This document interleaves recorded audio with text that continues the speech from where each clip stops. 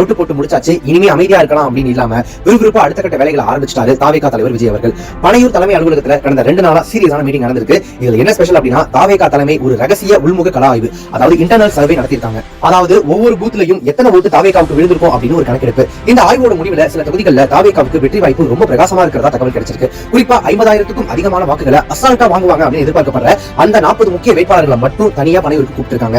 இந்த கூட்டத்தை முன்னின்று நடத்தினது யாரு அப்படின்னு பார்த்தோம்னா, புசி ஆனந்த் மற்றும் செங்கோட்டையன், இவங்க 2 பேரும் தான். வேட்பாளர்களுக்கு பாதுகாப்பு மற்றும் வாக்கு எண்ணிக்கை அன்னைக்கு எப்படி நடந்துக்கணும் அப்படின்னு இவங்க கொடுத்த அறிவுறுத்தல்கள் தான் இப்போ ஹாட் டாபிக். ஏன்னா தாவேகா கட்சியில் இருக்கக்கூடிய நிறைய பேர் அரசியல் சார்ந்து இல்லாம இப்போ இந்த கட்சியில தான் புதுமுகமா உள்ள வந்திருக்காங்க. நிறைய பேர் இப்பதான் முதல் முறையா தேர்தலை சந்திக்கிறாங்க அப்படின்ற பட்சத்துல புசி ஆனந்த் மற்றும் அனுபவம் வாய்ந்த செங்கோட்டையன் அவங்களுக்கு இந்த ரிசல்ட் டே அன்னைக்கு எப்படி நடந்துக்கணும், என்னெல்லாம் செய்யணும் அப்படின்றத பல விஷயங்கள் அறிவுரையா கொடுத்திருக்காங்க.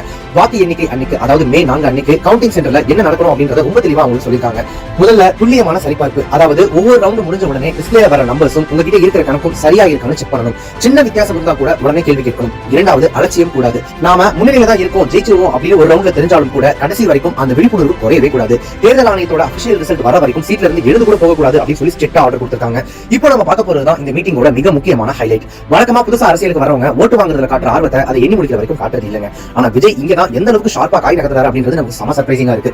முதல்ல அந்த மறுவாக்கு எண்ணிக்கை அரசியல், ரீகவுண்டிங் பாலிடிக்ஸ் அப்படின்னு சொல்லுவாங்க. அதாவது வாக்கு எண்ணிக்கையில சில நேரங்கள்ல 100 ஓட்டு 200 ஓட்டு வித்தியாசத்துல முன்னிலை மாறும். அந்த நேரத்துல ஆளுங்கட்சியோ அல்லது செல்வாக்குள்ள மத்த கட்சிகளோ ரீகவுண்டிங், அதாவது மறு எண்ணிக்கை வேணும் அப்படின்னு கேட்டு பிரஷர் கொடுப்பாங்க. இதனாலேயே பல நேரங்கள்ல ரிசல்ட் அப்படியே தலைகீழா மாறதுக்கான வாய்ப்புகள் நிறைய இருக்கு. இதை முன்னாடியே கணிச்ச விஜய் அவர்கள் எந்த ஒரு இடத்திலையும் அதிகாரிகள் கிட்ட நம்ம உரிமையை நம்ம விட்டு கொடுக்க கூடாது அப்படின்னு வேட்பாளர்களுக்கு ரொம்ப ஸ்ட்ரிக்ட்டா சொல்லியிருக்காரு. அடுத்ததாக இரண்டாவதா 24x7, அதாவது 24x7 legal team, legal backup. ஒவ்வொரு வேட்பாளருக்கும் பின்னால ஒரு அனுபவம் வாய்ந்த வழக்கறிஞர் குழுவை தயார் நிலையில் வச்சிருக்க அறிவுறுத்தப்பட்டிருக்கு. இது எதுக்குன்னா, கவுண்டிங் சென்டர்ல ஏதாச்சும் தில்லுமுழு நடக்குது அப்படின்னு சந்தேகம் வந்தா அப்பவே ஸ்பாட்ல லீகல் அப்ஜெக்ஷன், அதாவது சட்டப்பூர்வமான ஆட்சேபனையை எடுக்கணும். ஒருவேளை தேர்தல் அதிகாரி நம்ம கோரிக்கையை நிராகரிச்சா அடுத்த நிமிஷமே அதை எப்படி மேலெடுத்து கொண்டு போகணும், தேர்தல் ஆணையத்தோட ரூல் புக்ல இருக்கிற எந்த விதியை பயன்படுத்தி அங்க நம்ம வாதாடணும், இப்படி அக்குவேற ஆணி வேற வேட்பாளர்களுக்கு கிளாஸ் எடுக்கப்பட்டிருக்கு இந்த மீட்டிங்ல.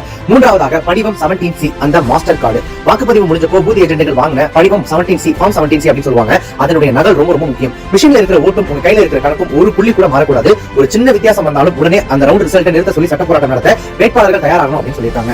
நான்காவது, பாதுகாப்பு வளையம். அதாவது வெற்றி வாய்ப்பு உறுதியாகிறப்போ அல்லது இழுபறியா இருக்கிறப்போ வேட்பாளர்களுக்கு மிரட்டல்களோ அல்லது மனரீதியான அழுத்தங்களோ கொடுக்கப்படலாம். அதை எதிர்கொள்ள ரிசர்வ் டீம் தயாரா இருக்கணும். நாம நியாயமா ஜெயிச்ச ஓட்டை யாரும் தட்டி பறிக்க விடக்கூடாது அப்படிங்கிறதுல தாவேகா தலைமை இப்போ ரொம்பவே உறுதியா இருக்கு.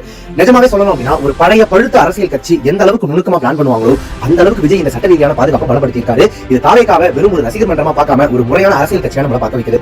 அடுத்ததா ரொம்ப ரொம்ப முக்கியமான பாயிண்ட்ங்க, எமோஷன்ஸ். பொதுவாகவே கவுண்டிங் சென்டர்ல வாக்குவாதம் நடக்கிறது அப்படின்றது சகஜம். ஆனா தாவேகா வேட்பாளர்கள் எக்காரணம் கொண்டும் எந்த இடத்திலையும் உணர்ச்சி வசப்பட்டு தேவையில்லாத சண்டையிலையோ மற்ற கட்சிக்காரங்க கூட மோதலையோ ஈடுபடக்கூடாது அப்படின்னு சொல்லி தலைமை அவங்களுக்கு கட்டளையிட்டு இருக்காங்க.